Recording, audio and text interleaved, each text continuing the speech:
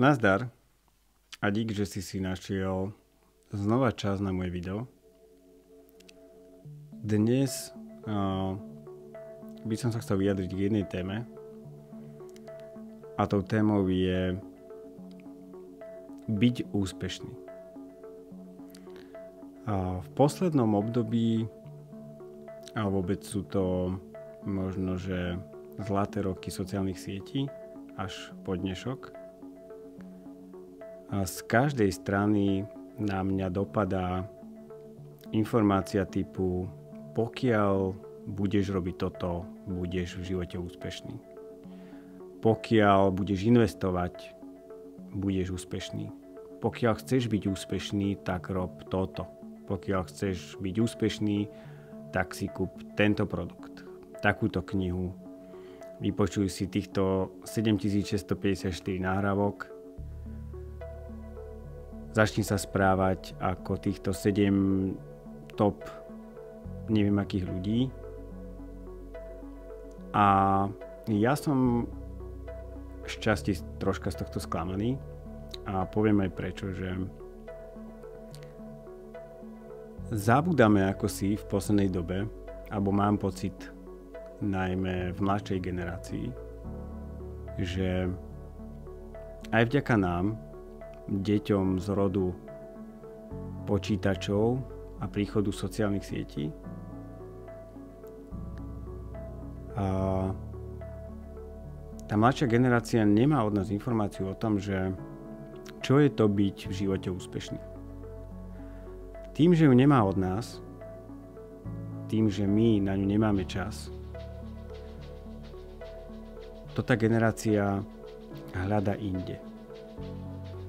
A priznám sa, že vôbec nie som profík v tejto téme, ani nie expert, nie som ani psychológ, ale považujem za správne sa k tej téme vyjadriť, lebo nie som spokojný s tým, že takýto hlas niekde chýba. S takýmto videom som sa nestretol a ani sa nepasujem za nejakého motivačného speakera alebo niečo v tomto duchu. Je to čisto môj názor, ktorý chcem dať von a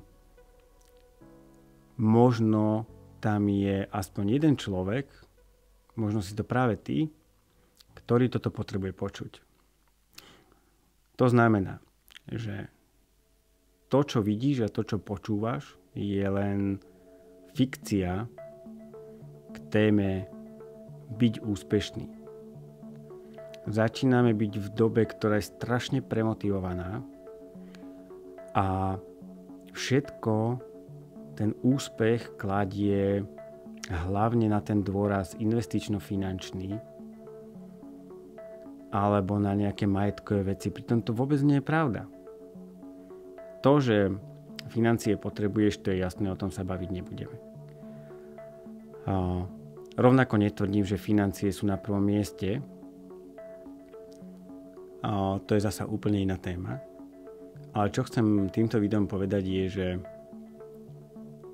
to, že nemáš milióny vo vačku, že nemáš 4 Lamba v garáži, že si možno len teraz 15-ročný alebo 18-ročná a máš, dá sa povedať, celý život pred sebou, alebo naopak máš 50 rokov, alebo sa blížiš do dôchodku a takéto informácie spochybňujú to, čo máš, tak chcem ti povedať, že vôbec tomu nevenuj pozornosť. Je úplne OK tam, kde si, a byť úspešný z môjho pohľadu je vecou toho, ako sa cítiš.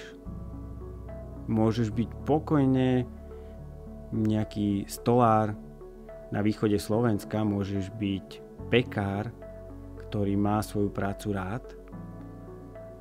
Môžeš byť len študent, ktorý premýšľa nad tým, čo bude v živote robiť a zároveň si úspešný. Toto vyznelo čudne, ale čo tým chcem povedať je, že vôbec to neznamená to, že ekvivalent k úspešnosti a k super životu sa rovná byť zanepráznený, investovať každú chvíľu do niečoho, peniaze točiť a podobne. Toto vôbec nemá nič s úspešnosťou. Toto je úspešnosť na určitom leveli, ktorý ale nie je ten bežný ekvivalent k bežnému životu. Byť úspešný môžeš aj len byť so základnou školou, byť úspešný môžeš v svojej práci, byť úspešný môžeš byť doma, kde máš milujúcu rodinu, kde máš deti, o ktoré sa vieš postarať. Byť úspešný môžeš sám, keď sa ráno zobudíš a vieš, čo ideš robiť. Na večer si tie ciele splníš. To je podľa mňa mať správnu hodnotu o sebe. Keď ju máš a keď sa neporovnávaš, tak už to je, že si úspešný. Kašlite na videá zo sociálnych sietí, ktoré ten ekvivalent prekresľujú a tvrdia niečo úplne iné. Je to taký hon za cieľmi, ktoré neexistujú. Je to hon za informáciami, ktoré možno ani ty vo vnútri seba nechceš, len skrátka nemáš, alebo zatiaľ si nespravil čas na to svoje uvažovanie a tým pádom máš už len stres z toho, že je ten cieľ úspešnosti vykresľovaný nejakým spôsobom, na ktorý nemáš. Vôbec to tak nie je. Dobre, možno to ber ako zamyslenie tvojho kamoša. Pevne verím, že postupne si takýto vzťah nastavíme, ale je to možno, že aj nejaký odkaz pre moje potomstvo, ktoré bude toto video pozerať, že aj ja som sa na takouto tému zamyslel a nie som voči nej ľahostajný, hlavne voči tomu, ako ten brainwash alebo to vymývanie mozgu aktuálne prostredníctvom hlavne sociálnych sietí naberá na obrátkach. Žij tu a teraz a chod si svoje. Týmto sa rozlúčim.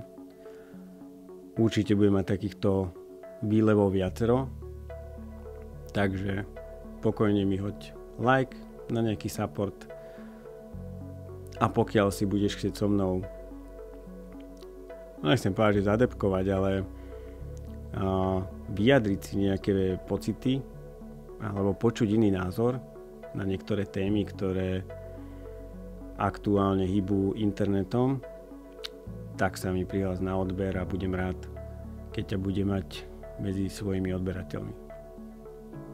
Díky moc, pekný zvyšok dňa. Čau.